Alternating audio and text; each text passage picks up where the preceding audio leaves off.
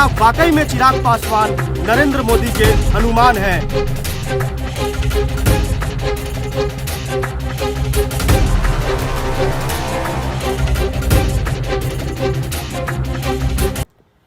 कल दिल्ली के चाणक्यपुरी स्थित होटल अशोका में जैसे ही नरेंद्र मोदी का आगमन होता है, वैसे ही तमाम देश के जितने भी एनडीए के घटक दल के जो नेता है, उनकी पार्टी के जो मुखिया है, उनके आंखों में एक अलग सी चमक आ जाती है।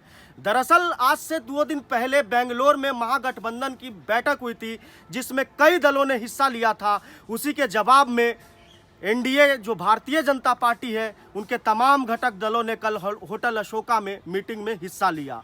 उस मीटिंग में आगामी लोकसभा चुनाव के लिए कई रणनीतियों पर चर्चा हुई, सीट बंटवारे को लेकर के चर्चा हुई, उसके अलावा कैसे 2024 का इलेक्शन बीजेपी के नेतृत्व में और जो अलायंस की जो पार्टियां है वो फतह करेगी, इसके बारे में चर्चा हुई। लेकिन कल की सारी सुर्खी अगर एक बंदे ने खींची है तो उसका नाम है बिहार का चिराग पासवान।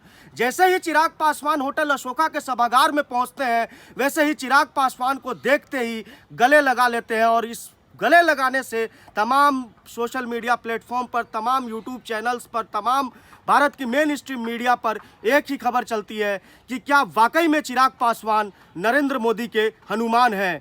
क्या बिहार में मोदी की नैया को पार लगाएंगे चिराग पासवान? इस तरीके के सवाल लगातार सोशल मीडिया पे ट्रेंड करने लग जाते हैं। लेकिन सबसे बड़ी घटना मैं आपको बता देना चाहता हूं कि जिस तरीके से लोक जनशक्ति पार्टी रामविलास पासवान के मरने के बाद में उनके घर में जो विद्रोह हुआ और पार्टी अलग थलग हो गई, ऐसे में चिराग पासवान अकेले पड़ गए। उसके बावजूद उन्हें नरेंद्र मोदी और बीजेपी का कोई खास समर्थन हासिल नहीं हुआ। उन्हें दिल्ली में उनके पिता को जो दिया गया था मकान, उसे भी बड़े बर्बरतापूर्ण तरीके से खाली कराया गया। उसके बावजूद चिराग पासवान ने बिहार में जितने भी उपचुनाव हुए उसमें एनडीए प्रत्याशी के लिए वोट मांगा। खैर ये अलग की बात थी। ये चिराग अपने हनुमान बन करके और अपने राम यानी नरेंद्र मोदी के प्रति अपनी आस्था प्रकट करते हुए, मेहनत करते हुए तमाम सीटों पर मेहनत की और जीत भी दिलाई। लेकिन क्या इसका फलसफा अब चिराग पासवान को इसका रिजल्ट मिलने वाला है, ये कल के फोटो ने सिद्ध कर दिया। दरअसल बात यह है कि हाजीपुर लोकसभा सीट, जो कि लोक जनशक्ति पार्टी की परंपरागत सीट है, जिसमें रामविलास पासवान कई सालों से लड़ते आ रहे हैं, वहां पर पिछली बार 2019 के लोकसभा चुनाव में रामविलास पासवान के छोटे भाई और चिराग पासवान के चाचा पशुपति पारस ने चुनाव लड़ा था और उस समय रामविलास पासवान जिंदा थे और बड़े ही बहुमत के साथ में केंद्रीय मंत्री पशुपति पारस यहां से जीत करके गए।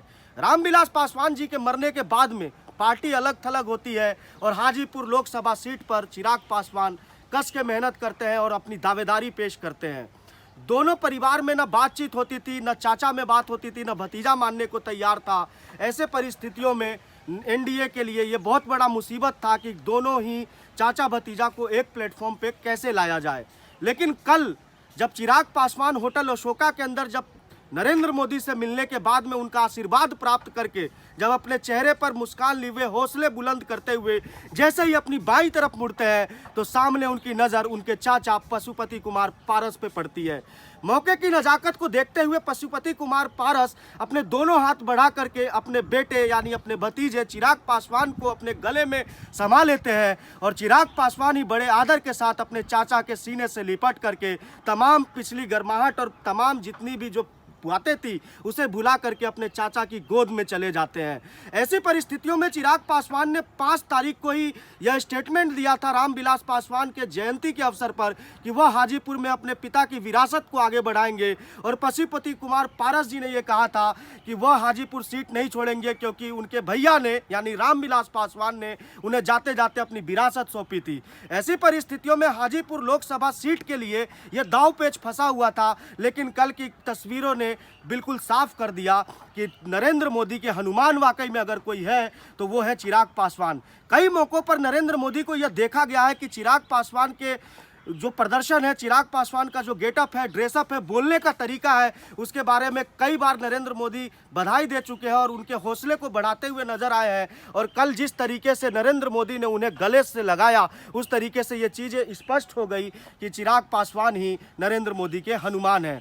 ऐसे में महागठबंधन में एक खलबली सी मच गई है। अगर बिहार रीजन की बात करें हम, बिहार में लोकसभा की 40 सीटें हैं और यहाँ पर जनता दल यूनाइटेड, कांग्रेस और राष्ट्रीय जनता दल तीनों एक खेमे में है, तो वहीं पर भारतीय जनता पार्टी, उसके अलावा चिराग पासवान की पार्टी लोक जनशक्ति पार्टी रामविलास, पशुपति कुमार पारस की पार्टी राष्ट्रीय लोक जनशक्ति पार्टी, मुकेश सहनी और उसके अलावा नई नवेली पार्टी उपेंद्र कुशवाहा की, उसके अलावा जीतन राम मांझी, बिहार से ये तमाम दल एनडीए की कल मीटिंग में शामिल हुए थे। और ऐसे में ये कयास लगाए जा रहे थे कि सीटों के बंटवारे को लेकर के भी काफ़ी चर्चाएं तेज होंगी। हालांकि इस मीटिंग से पहले चिराग पासवान जेपी नड्डा से भी मिलते हैं, उसके अलावा केंद्रीय गृह मंत्री और सहकारिता मंत्री अमित शाह के साथ भी बैठक होती है। और आंतरिक सूत्रों की अगर बात माने तो चिराग पासवान ने कैबिनेट मंत्री का पद लेने से बिल्कुल मना कर दिया है और उनका साफ मिशन ये है कि 2024 लोकसभा चुनाव के बाद एनडीए की तरफ से बिहार में मुख्यमंत्री पद के दावेदार वो हो। ऐसी परिस्थितियों में क्या नरेंद्र मोदी और बीजेपी के जो आला कमान के जो नेता है वो चिराग पासवान को बिहार में अपना मुख्यमंत्री का चेहरा बनाने को तैयार है। इसी कारण चिराग पासवान नरेंद्र मोदी के साथ में लग गए हैं 2024 की किला को फतह करने के लिए।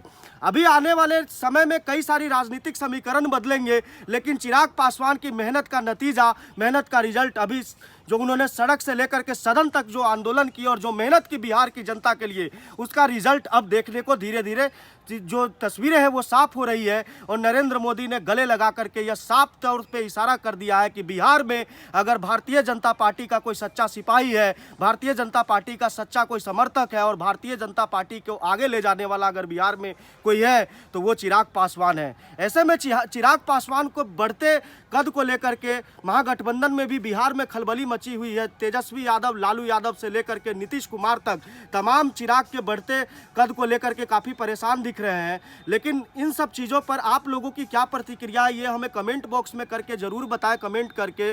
और उसके अलावा इसी तरीके की खबरें और पॉलिटिकल एनालाइज के लिए आप हमारे चैनल पर जुड़े रहें।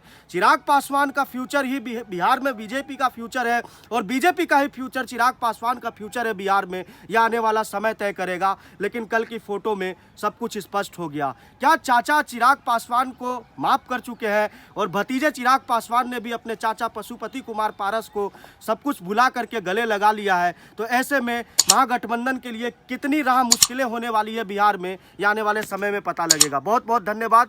देश मत के लिए मैं अभिजीत शर्मा। नमस्कार, जय हिंद।